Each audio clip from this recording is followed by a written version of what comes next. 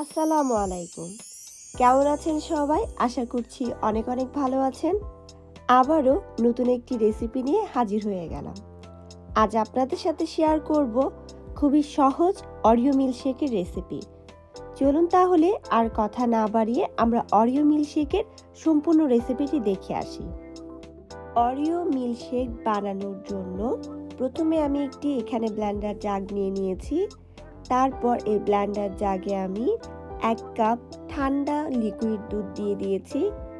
তারপর এই দুধের সাথে এখন আমি 1 কাপ পরিমাণ ভ্যানিলা আইসক্রিম ব্যবহার করছি। ভ্যানিলা আইসক্রিম দেওয়ার পর আমি এখানে 1 চা চামচের মতো ভ্যানিলা এসেন্স ব্যবহার করেছি। ভ্যানিলা এসেন্সটা এখানে অপশনাল, আপনারা না চাইলে নাও দিতে পারেন, কারণ আইসক্রিমে কিন্তু অলরেডি ভ্যানিলা ফ্লেভারটা আছে। এখন আমি সবশেষ উপকরণ এখানে আমি 4টা অরিওকে মাঝখান দিয়ে ভেঙে দিয়ে দিচ্ছি। এখন এই ব্লেন্ডারের জাগটা বন্ধ করে দিয়ে আমি মেশিনে বসিয়ে দিয়েছি। তারপর কয়েক সেকেন্ড করে আমি 3 বারের মতো পালস করে নিয়েছি। তারপর তৈরি হয়ে গেল আমাদের মজাদার অরিও মিল্কশেক। এই অরিও মিল্কশেকটা বাচ্চারা কিন্তু ভীষণ পছন্দ করবে।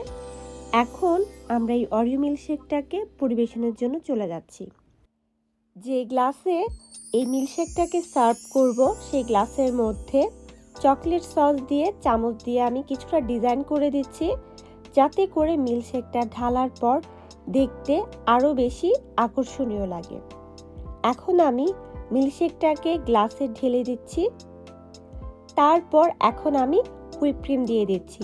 হুইপ ক্রিমটা এখানে অপশনাল, তবে দেখার সৌন্দর্যের জন্য আমি এখানে হুইপ ক্রিমটা ব্যবহার করেছি। হুইপ ক্রিম দেওয়ার পর হুইপ ক্রিমের ওপরে আমি অর্ধেকটা অরিও দিয়ে দিচ্ছি, যাতে করে দেখতে আরও বেশি অ্যাট্রাকটিভ লাগে। এই তো তৈরি হয়ে গেল আমাদের অরিও মিল্কশেক। আশা করছি রেসিপিটি আপনাদের ভালো লেগেছে। যদি ভালো লেগে থাকে তাহলে প্লিজ আমার এই ভিডিওতে একটি লাইক কমেন্ট করবেন, সেই সাথে আপনাদের ফ্রেন্ডস এবং ফ্যামিলির সাথে শেয়ার করবেন। আজকের মতো এখানেই বিদায় নিচ্ছি। আবারও নতুন কোনো রেসিপিতে দেখা হবে। আল্লাহ হাফেজ।